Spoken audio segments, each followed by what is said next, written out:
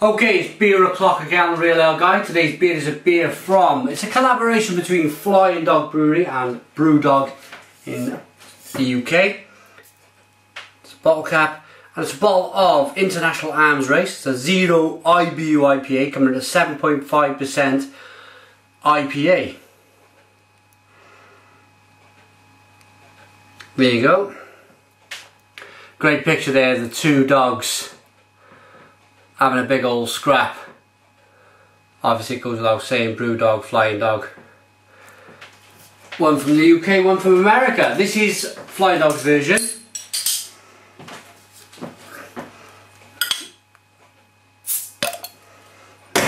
So there's no hops in this beer. This beer has been flavoured with spices and lovely bits and pieces. So,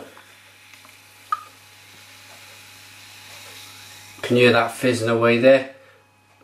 Wow. Wow, wow, wow, look at this. I'm going to chuck all this in. It looks a bit ghost-like, if I'm honest, because I really want you to see this. I've actually got a light. I'm going to shine a light on it. Wow, look at that. Now that's all of the ingredients used in the beer without hops, to replace the hops. Look at that. The light back. So golden amber looking beer. It's clear with this like ghost-like stuff just floating around. The head just dissipated so quickly. And I think that's a lot to do with the spices and ingredients used in the beer. It is carbonated, it's fizzing away there quite nicely. Let's give it a nose. It smells incredibly floral. Lemony. With a malty backbone. 7.5% ABV. Let's dig into this one. Cheers everyone.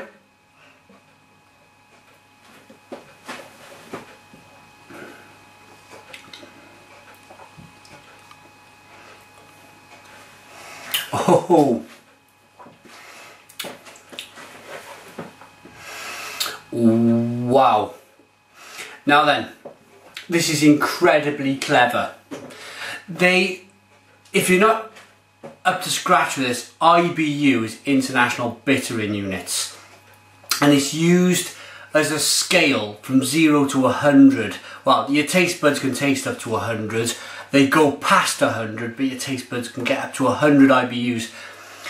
Now, because it's scaled on with a hop, you can see there, 0 IBU IPA. What they've done instead is used something else. Pardon me, this is very, very clever. To kind of bamboozle the international kind of Richter scale of hop bittering. This is the important part, is hop bittering. Give it another taste.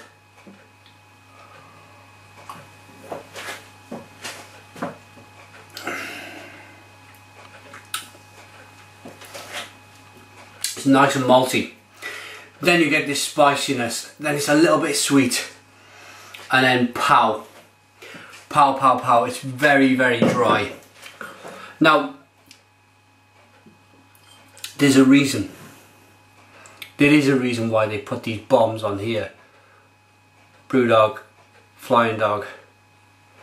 It's because it's not a hot bomb. But that's not to say it's not a bitter bomb.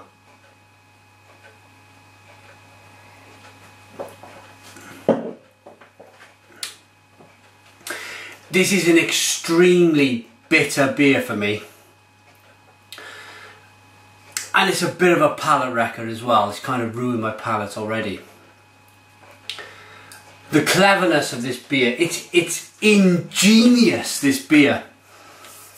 Because they've used something else instead of hops to bitter it. And it is bitter. It's quite bitter. but I can't give it an IBU kind of, oh, it's about 90. I can't say that because it's not. It's 0 IBU. Very, very clever. Very clever. Flavours then.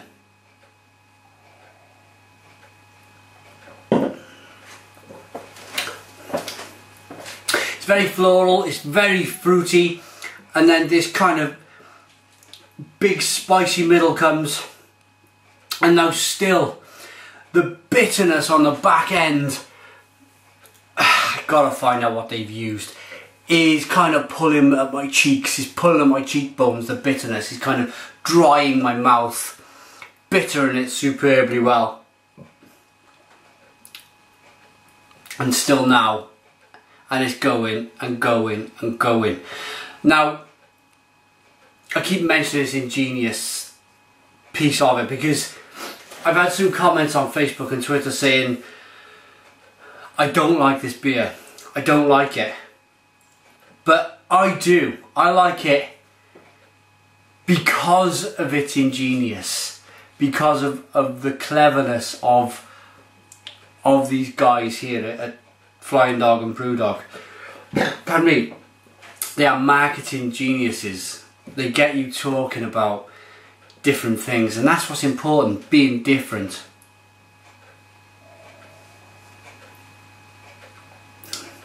It's nettily, it's kind of nettily and spicy and fruity. The malt is fabulous. The malt is fabulous in this. There's hints of cherry.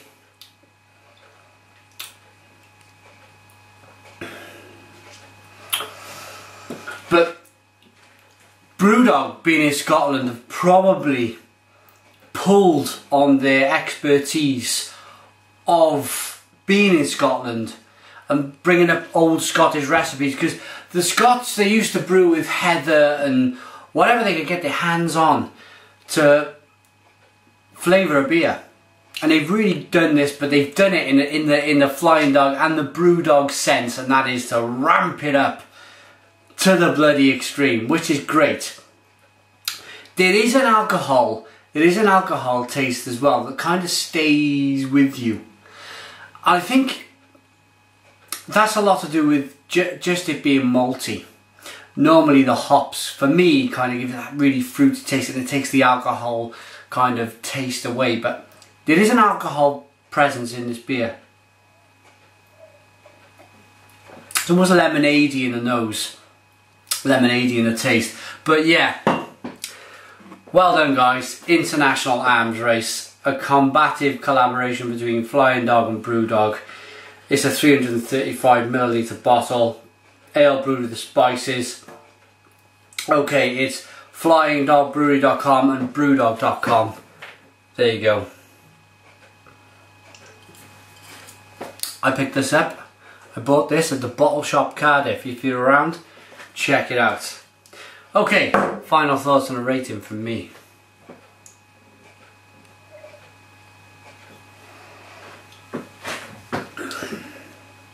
I love the mysterious look about the beer. When they brewed beer in Scotland years ago, it would have been thick and almost soup-like. And obviously this is not thick and soup-like, it's quite thin. But it's definitely harking back to days gone by. It really is, for me, a very, very clever drink. Would I buy it again?